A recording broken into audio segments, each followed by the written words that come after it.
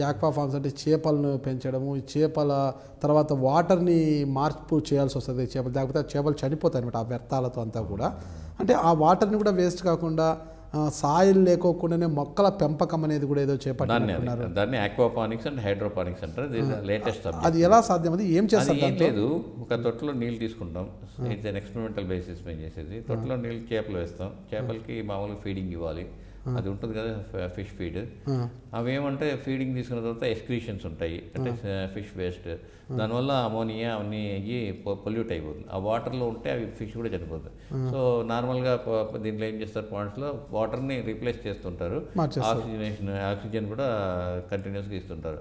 మనం ఏం చేస్తామంటే ఫ్రెష్ వాటర్ ఇస్తాం దానికి. ఈ వాటర్ని you will circulate it plants అనమాట. అంటే మీరు అసలుకి హార్జెంటల్గా వెళ్ళక్కర్లే, మీరు ట్యూబ్లు పెట్టి వర్టికల్గా వెళ్ళిపోవచ్చు.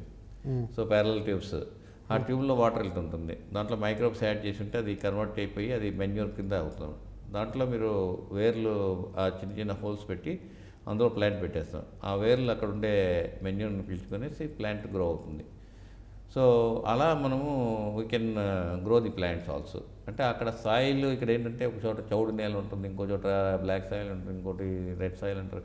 డిఫరెంట్ టైప్స్ ఆఫ్ సాయిల్స్, కొన్ని పనికి వస్తాయి, కొన్ని పనికి రావు, కొన్నిటికి వేరే ట్రీట్మెంట్లు ఇవ్వాలా, అలాంటి ప్రాబ్లమ్స్ కూడా ఏముండదు. మీకు ఒక ప్లేస్ ఉంటే చాలు, ఏదో ఒక ప్లేస్ ఉంటే చాలు, you can do that. But this is still in research stage. హైదరాబాద్లో నేను చూశాను 2-3 చోట్ల. వాళ్ళు ఇప్పుడిప్పుడే they are doing it commercially.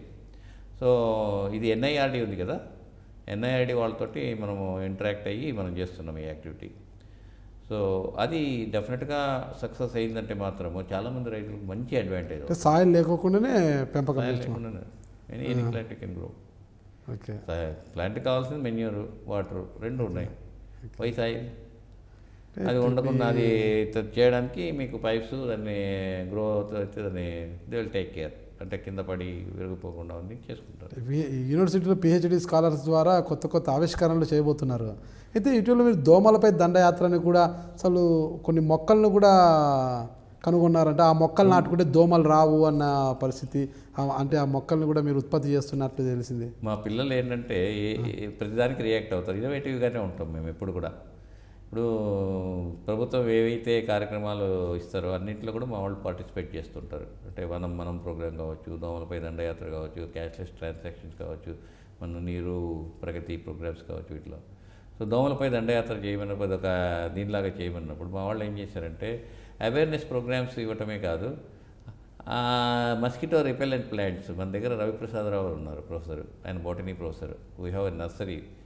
So he has identified 5 different plants where it can repel the mosquitoes. So అవన్నీ గ్రో చేసి అవన్నీ కూడా విలేజెస్లో మాకు ఒక 5 villages అడాప్ట్ చేశాం.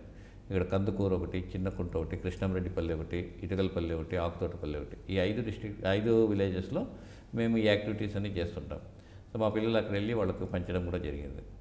సో ఏదైనా కానీ ఒక అంటే నాలెడ్జ్ ఉన్న పర్సన్స్ ఇక్కడ how they are going to be useful for the society.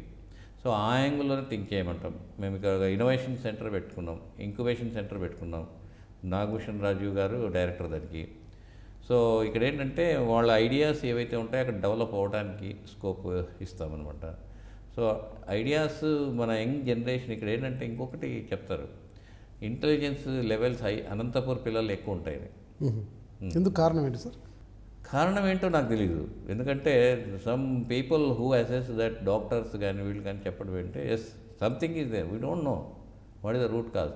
So there are so many people with so many ideas they are coming. Problems ఉన్నాయి, ఇక్కడ స్ట్రెంగ్స్ ఉన్నాయి, అన్నీ ఉన్నాయి. సో ఆ పిల్లలకి మంచి డైరెక్షన్ ఇచ్చి వాళ్ళు వర్క్ చేసి వాళ్ళ ఐడియాస్ని డెవలప్ చేయగలిగితే that is going to be useful thing for the society. So ఆ లెవెల్లోనే వాళ్ళు. ఇప్పుడు నాకు ఒకటి అర్థం కాలేదు, ఇక్కడ మీరు దోమలపై దండయాత్ర మొక్కల పెంపకం అన్నారు కదా, అంటే ఆ మొక్కను ఇంట్లో నాటుకుంటే దోమలు రావంటారా? రావు. ఎందుకు కారణం ఏంటి? అట్లా ఎలా సాధ్యము? ఇప్పుడు మనం ఏం వాడతాము, ఒక వేప నూనెది ఏదో పొగ వేస్తాం, వేప నూనె కాయలు హీటర్ చేస్తే ఆ వేపర్స్కి అవి రావు.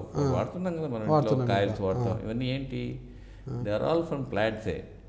మెటీరియల్ కెమికల్ మిక్స్డ్ కదా కెమికల్ కాకుండా న్యాచురల్ ఇవి కూడా వచ్చాయి ఇంగ్రీడియంట్స్. కెమికల్స్ కూడా ఉంటుంది. Chemicals is hazardous to the health. కాబట్టి ఇప్పుడు అందరూ కూడా రియాక్ట్ అయిపోతున్నారు. అంటే అన్నీ కూడా ఆర్గానికే కావాలి. ఈవెన్ మనం తినే వెజిటబుల్స్లో కూడా కెమికల్స్ స్ప్రే చేస్తారు, ఎరువులు అవన్నీ ఉంటాయి కదా, అవన్నీ ఎవరు ప్రిఫర్ చేయట్లేదు. ఇప్పుడు వాటికి కూడా అలవాటు పడి దోమలు చచ్చిపోవడం లేదనమాట. ఇప్పుడు మనం ఆల్ అవుట్ గుడ్ నైట్ దాని చుట్టే దోమలు తిరుగుతుంటాయి అనమాట. ఎంతైనా కానీ ఈరోజు ఆ ప్రాబ్లమ్ మనం రూట్ అవుట్ అవుతుంది వీటి వల్ల అని కాదు, అది నెవర్ ఇట్ విల్ హ్యాపెన్. అంటే ఏదైనా కానీ ఆ ఇంటెన్సిటీని తగ్గిస్తుంది. ఈ మొక్కలో ఉండే పవర్ ఏంటి? అవి వాటి వాసన ఉంటుంది కదా, ఏదైనా స్మెల్. ప్రాబ్లీ ఆ మస్కిటోస్కి ఇష్టం ఉండకపోయించు. ఈ మొక్కల్ని ఏమన్నా అనంతపురం జిల్లా వ్యాప్తంగా అంటే మీరు ఉత్పత్తి చేస్తారు? తులసి చెట్టు మనం కృష్ణ తులసి అంటాం. That is the repellent of mosquito. You have 5-6 plants in your house, you see the difference. ఇదేం గొప్ప నాలెడ్జ్ ఏం కాదు, ఉన్నది మన వాళ్ళు. So these are all the things. ఏమిటంటే మనం ఎక్కువ పట్టించుకోము దాన్ని. వీళ్ళు ఫోకస్డ్గా స్టడీ చేసినప్పుడు దాని డిఫరెన్స్ చూసినప్పుడు తెలుస్తుంది. అంటే దోమలపై దండయాత్రలో భాగంగా మీరు మొక్కల పెంపకాన్ని చేపట్టారు. అంటే దాన్ని అంతా ఎక్కువ ఉత్పత్తి చేసేవన్న ఇళ్ళకి పంచే కార్యక్రమాన్ని చేపడతారా లేదా? ఇప్పుడు ఎలాగ మా దగ్గర రెగ్యులర్ యాక్టివిటీ నర్సరీ ఉంటుంది మా దగ్గర. సో బాటనీ డిపార్ట్మెంట్ వాళ్ళు రెగ్యులర్గా చేస్తున్నారు. వాళ్ళు డ్రామాను వీళ్ళు అంతా సపోర్ట్ చేస్తారు. ఇక్కడ ఫారెస్ట్రీ వాళ్ళతో కూడా మేము ల్యాండ్ ఇచ్చాము, ఒక 5 acres ఆఫ్ ల్యాండ్. అక్కడ కూడా లాట్ ఆఫ్ ప్లాంట్స్ వాళ్ళు ఈ నర్సరీతో గ్రో చేస్తుంటారు. It's a regular activity. మేము చాలా మొక్కలు పంపిణీ చేసాం, వేల కొద్దీ. నాట్ ఓన్లీ ఇవే కాదు, మామూలుగా మిగతా మొక్కలు కూడా మా వాళ్ళు ఏదైనా ప్లాంటేషన్ కార్యక్రమం ఉన్నప్పుడు కూడా ఎస్కేయూ నుంచి కొన్ని ప్లాంట్స్ వెళ్తాయి. So that is a regular activity here. అంటే ఈ యూనివర్సిటీలో ఈ గరిక మీద కూడా ఏదో ఎక్కువ రీసెర్చ్ చేస్తున్నారు. అంటే ఈ గరిక అనే దాని మీద ఈ గొర్రెలు ఇవన్నీ ఎక్కువగా ఆహారం తీసుకుంటాయి. గొర్రెల ఉత్పత్తి కోసం కూడా అంటే ఈ అనంతపురం జిల్లాలో కరువు జిల్లా, ఇక్కడ గడ్డి దొరకడం కూడా కష్టం, ఈ గరిక దొరకడం కష్టం అంట. ఈ గరికను ఉత్పత్తి చేయడానికి, గరిక పెంపకానికి కూడా ఏదో రీసెర్చ్ చేస్తున్నారు, ఇతర దేశాల నుంచి కూడా వచ్చి అంటున్నారు. అంటే అది ఎంతవరకు వచ్చిందంటారు ఆ రీసెర్చ్? నా నోటీసులో లేదు అది. ఐ డోంట్ నో ఎవరు చేస్తున్నారు, చేస్తుండవచ్చు. అన్నీ కూడా నాకు తెలియదు కదా. So researchers, so many scholars are there, so many works are going on. కొన్ని నా నోటీస్ వరకు వస్తాయి, కొన్ని రావు. మరి గరిక మీద ఎవరు చేస్తున్నారు అనేది నాకు తెలియదు. అంటే మీరు ఇప్పుడు రీసెర్చ్ స్కాలర్స్ ఎవరున్నారు మీరు తెలుసుకోవాలంటే వీసీగా మీ దృష్టిలోకి రావంటారు అవన్నీ కూడా? అన్నీ రావండి, ఎందుకంటే సో మెనీ రీసెర్చ్ స్కాలర్స్ ఉంటారు కదా. సో మెనీ 32 డిపార్ట్మెంట్స్ ఉన్నాయి, అందులో డిఫరెంట్ స్పెషలైజేషన్, డిఫరెంట్ చేస్తుంటారు. సో వాళ్ళ టాపిక్స్ ఏంటి, వాళ్ళు ఏం వర్క్ చేస్తున్నారు అనేది వీసీ నోటీస్కి రాదు. వాళ్ళు హెడ్స్ ఆఫ్ ది డిపార్ట్మెంట్స్, ఆ డిపార్ట్మెంట్లో వాళ్ళు చూస్తారు. సో ఈ గరిక మీద చేస్తుంటే ఏదైనా నిజంగానే అంటే సమ్ అప్రీషియబుల్ ఎఫర్ట్ ఏదైనా ఉందంటే కొన్ని వాటికి అప్పుడు నా దగ్గరికి వస్తాయి. అంటే అచీవ్మెంట్స్ కానీ ఏమైనా ఉంటే అవన్నీ కూడా మన నోటీస్కి వస్తాయి. So we can say this is the contribution, this is the achievement. అలాంటప్పుడు మన దగ్గరికి వస్తాయి. సో నార్మల్గా రెగ్యులర్ రీసెర్చ్ ప్రాజెక్ట్స్ అవన్నీ కూడా it's very difficult for any vice chancellor. యూనివర్సిటీకి నీటి సమస్య ఎక్కువగా ఉండేది. అసలు ఒక్కోసారి సమ్మర్స్లో 15 రోజులు 20 నెల రోజుల కళాశాలలు మూసేసిన సందర్భాలు ఉన్నాయి ఇక్కడ. ఇప్పుడు ఆ నీటి సమస్యని ఎలా అధిగమిస్తున్నారు మీరు? నీటి సమస్య గురించి ప్రయత్నం అయితే బాగానే చేశాము. ఒకటే ఏంటంటే గవర్నమెంట్ హ్యాస్ టు రియాక్ట్. మాకు ఒక సపరేట్ పైప్ లైన్ ఇవాళ పిఏబిఆర్ నుంచి అడిగాము. That is the decision is depending on the government. So we have made our representations. The priorities for the government is first drinking water. So they should have the water. They have their own priorities. So apart from this, అంటే we are surviving. అంటే ఈరోజు మనం చదువు చెప్తున్నాం అంటే ఒక 2 నెలలు vacation ఇవ్వచ్చు. అండ్ మాకు పండమేరలో ఒక బోర్వెల్ ఉంది. లక్కీగా ఏంటంటే లాస్ట్ 2 years రైన్స్ పడ్డాయి. సో అది బాగా రీఛార్జ్ అయ్యింది. సో దాని వాటర్ మాకు పనికి వచ్చింది. పండమేర పొంగగానే పోయి టెంకాయలు కొట్టి మరి పూజలు చేశారు. సత్సాయి వాటర్ కూడా ఒక 5 lakh liters ఇస్తారు. మాకు 15 lakh liters కావాలి, but they are able to give 5 lakh liters per day. దాంతో మాకు బోర్వెల్ నుంచి ఇక్కడ లోకల్ బోర్వెల్స్ ఉన్నాయి, పండమేర బోర్వెల్ ఉంది. So we are making it. అంటే అంత మాకు వాటర్ బాగా లగ్జూరియస్గా లేదు కానీ but minimum requirements we are able to meet. Pandameru వంక పొంగగానే వెళ్ళి టెంకాయలు కొట్టి మరి పూజలు చేశారు, ఏమంత ఆనందమో? లాస్ట్ 10 years నుంచి అది పొగలేదంట. మీరు వచ్చినాక పొంగించారా మీరు? అయితే బ్రహ్మాండంగా ఉంటుంది.